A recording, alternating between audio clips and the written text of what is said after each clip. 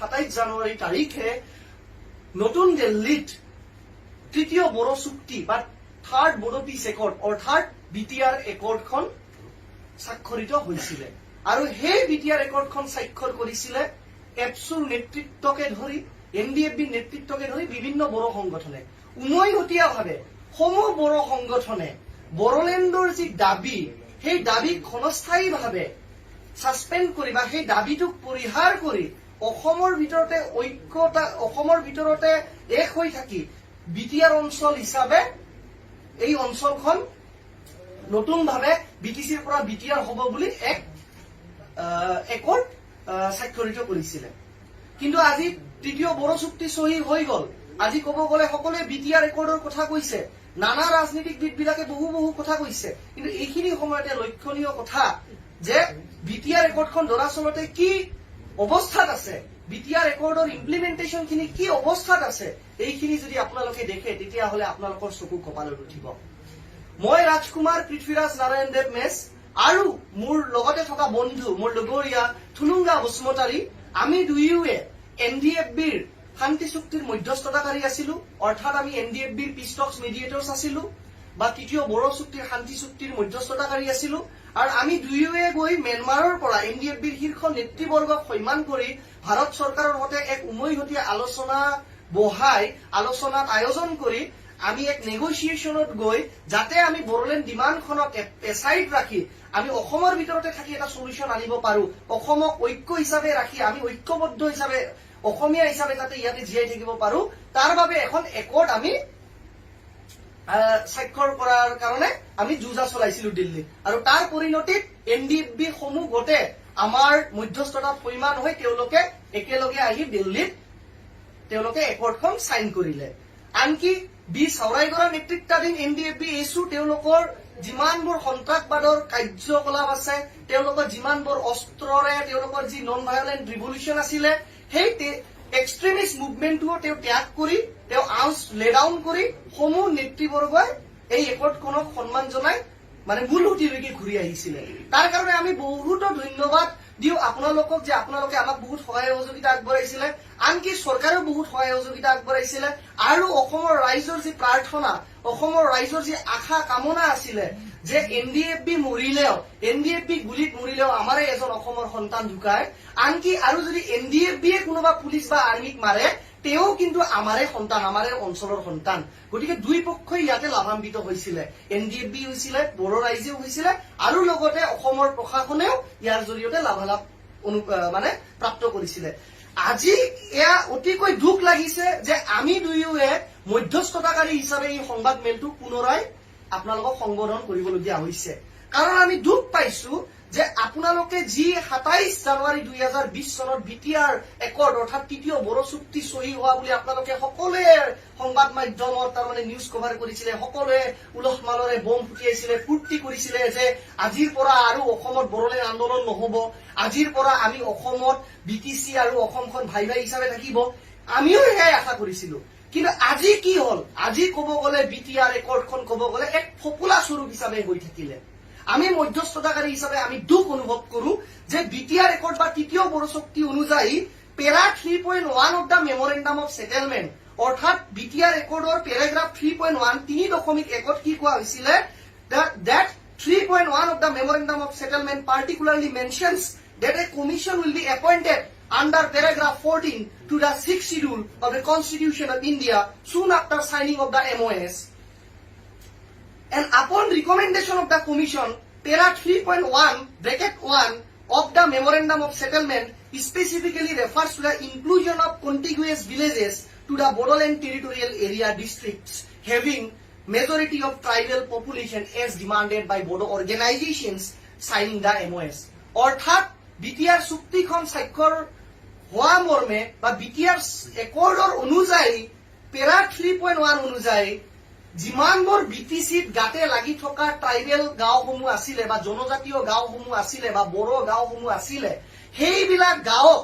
BTC অঞ্চলত include কৰাৰ কথা আছিলে যেনেকে খলিতপুৰৰ লগতে লাগি থকা গাঁও আছে আপোনাৰ গহপুৰৰ লগতে লাগি থকা গাঁও আছে, ঢেকিয়াজুলিৰ কাষে কাষে, মাছবাটৰ কাষে কাষে বড়ো গাঁওবিলাক আছে, বিশ্বনাথ চাৰিআলিৰ ওচৰে ওচৰে বড়ো গাঁওবিলাক আছে। সেইবিলাক কণ্টিনিউৱাছ যিবিলাক এৰিয়া, মানে একেলগে গাতে লাগি থকা যিবিলাক বড়ো আৰু ট্ৰাইবেল গাঁও আছিলে BTCৰ 4খন ডিষ্ট্ৰিক্ট কোকৰাঝাৰ, বাক্সা, ওদালগুৰি আৰু চিৰাঙৰ লগত, সেই গাঁওবিলাক BTADত এড কৰা হ'ব আৰু নতুন কৰি BTR অঞ্চলখন ডাঙৰ কৰি এখন BTR অৰ্থাৎ বড়োলেণ্ড টেৰিটৰিয়েল ৰিজন হিচাপে কৰা হ'ব বুলি একৰ্ডত উল্লেখিত আছিলে। কিন্তু আজি কি হ'ল, আজিলৈকে এখনো ট্ৰাইবেল গাঁও আজিলৈকে ইনক্লুড কৰা নহল। আজিলৈকে এখনো জনজাতীয় মানে কণ্টিগুৱাছ ভিলেজ BTC অঞ্চলত ইনক্লুজন কৰা নহল। তদুপৰি এইখন ইনক্লুজন কৰাৰ বাবে কোৱা হৈছিলে যে commission will be appointed soon after signing of the MOS under paragraph 14 of the 6th schedule, অৰ্থাৎ 6th schedule 6ষ্ঠ অনুসূচীৰ 14 নং দফা অনুযায়ী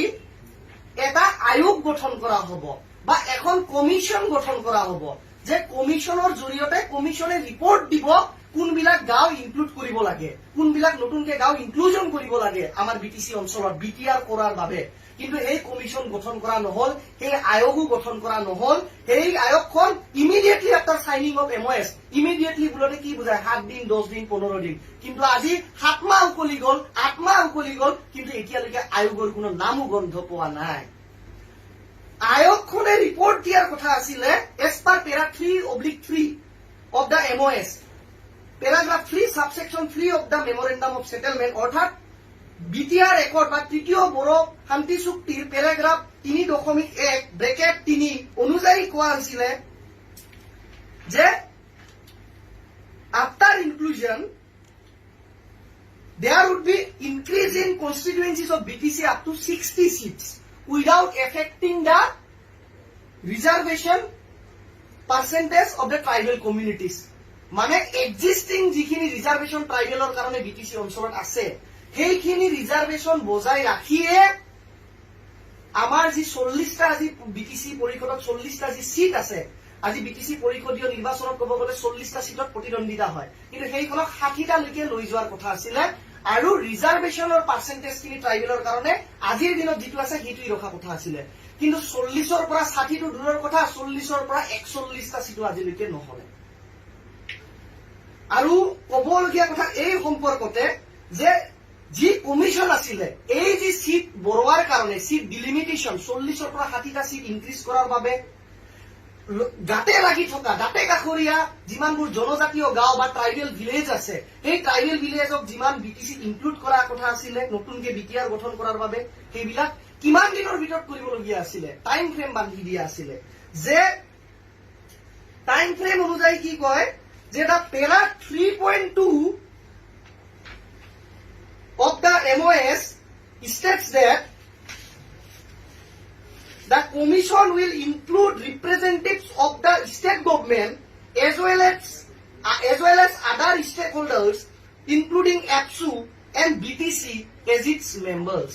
It will submit its recommendation within 6 months from the date of its notification. অৰ্থাৎ যিটো আয়োগ গঠন কৰা হ'ব বা আয়োগ গঠন কৰিবলগীয়া আছিলে BTR চুক্তি বা তৃতীয় বড়ো শান্তি চুক্তি স্বাক্ষৰিত হোৱাৰ পিছত, সেই আয়োগে BTR চুক্তি স্বাক্ষৰিত হোৱাৰ 6 মাহৰ ভিতৰত তেওঁলোকে প্ৰতিবেদন দাখিল কৰিব যে কোনবোৰ গাঁও BTCত নতুন কৰি ইনক্লুজন কৰিব লাগে, BTCৰ পৰিসৰটো বঢ়াব লাগে, BTCৰ এৰিয়াখিনি এক্সটেণ্ড কৰিব লাগে, আৰু লগতে কোনখন সিট ডিলিমিট কৰি 40ৰ পৰা 60টা লৈকে বঢ়াই লৈ যাব লাগে। কমিশনে 6 মাহৰ ভিতৰত ৰিপৰ্ট দিব, তেওঁলোকে নিজৰ প্ৰতিবেদন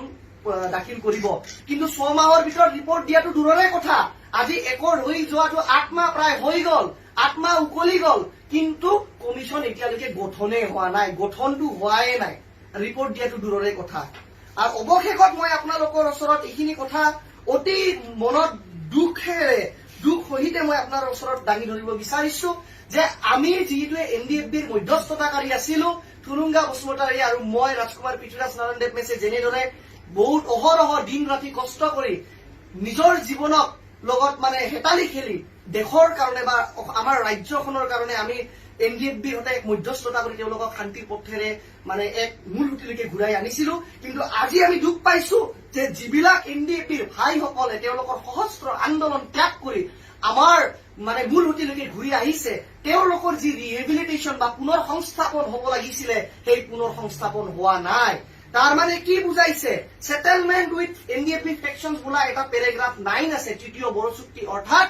থাৰ্ড বড়ো পিছ ৰেকৰ্ড বা বিটিআৰ ৰেকৰ্ডত পেৰা 9.3 9.3 কি কৈছে as per peda 9 settlement with NDFB faction to পেৰা 9.3 কৈছে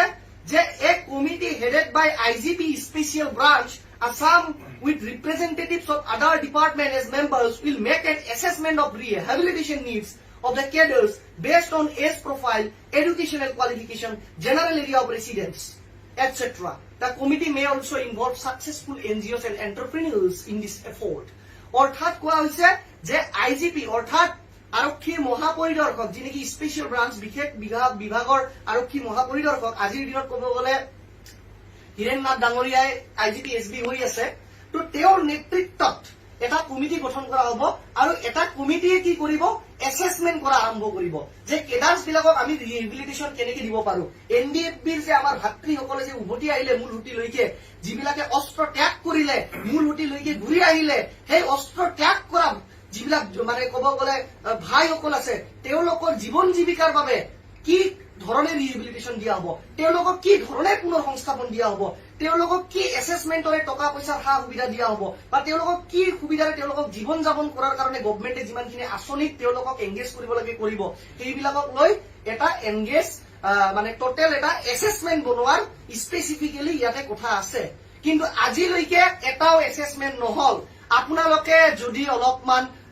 ধ্যান দিয়ে আপোনালোকে গম পাব যে বিগত 7 মাহে এনডিএফবি সাউৰাইগৰা নেতৃত্বাধীন যি এনডিএফবি গোট আছিলে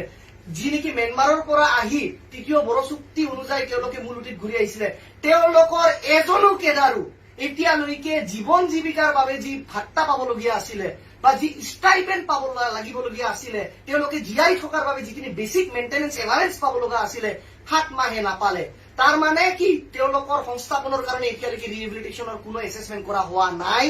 তেওঁলোকৰ এসেসমেন্ট কোনো আৰম্ভ হোৱা নাই কোনো ডিপাৰ্টমেন্টে কোনো ৰেজলিউচন লৈ এসেসমেন্ট আৰম্ভণি কৰা নাই এতিয়ালৈকে হোম ডিপাৰ্টমেন্ট বা ডব্লিউপিটি ডিপাৰ্টমেন্ট এতিয়ালৈকে কোনো এজন এনডিএফবি কেডাৰক এতিয়ালৈকে ষ্টাইপেণ্ড অৰ্থাৎ মাহে মানে যিটো জীৱন জীৱিকাৰ বাবে মেইনটেনেন্স ষ্টাইপেণ্ড দিব লাগে সেইখিনি দিয়া নাই তাৰ মানে ইয়াতে কি বুজাইছে যে অসম চৰকাৰ আৰু ভাৰত চৰকাৰে এইটোৱে বুজাব বিচাৰিছে নেকি আমিতো বিচাৰিছিলো এনডিএফবিৰ মধ্যস্থতাকাৰী হিচাপে আৰু এনডিএফবিও বিচাৰিছিলে যে আমি সহস্ৰ আন্দোলনখিনি ত্যাগ কৰো আৰু অসমৰ লগতে ভাতৃপ্ৰতিম হিচাপে একেলগে এনাজৰীৰে বান্ধনত বান্ধ খাই থাকি আমি অসমৰ হতে বিটিআৰ অঞ্চলত বসবাস কৰিম কিন্তু এইবিলাক একৰ্ড যদি আজি ক'ব গ'লে এনেকা একৰ্ড বিলাক যদি আজি ফকুলা স্বৰূপ হৈ থাকে তেতিয়াহ'লে কি ক'বলৈ আমি বাধ্য হ'ম অতি শীঘ্ৰে পুনৰাই ডিভাইড আসাম 50-50 ডিভাইড আসাম 50-50 নো বড়োলেণ্ড নো ৰেষ্ট যোনদিনাক বড়োলেণ্ড আমাক লাগিবই বুলি আমি ক'বলৈ বাধ্য হ'ম বড়োলেণ্ডৰ আন্দোলনৰ কাৰণে পুনৰাই এপছুকে ধৰি বিভিন্ন বড়ো সংগঠন এনডিএফবিকে ধৰি এপছুকে ধৰি বিভিন্ন বড়ো সংগঠনে পুনৰাই ৰাজপথত ওলাই আহিবলৈ বাধ্য হ'ব যে উই ওৱান বড়োলেণ্ড নো ৰেষ্ট ডিভাইড আসাম 50-50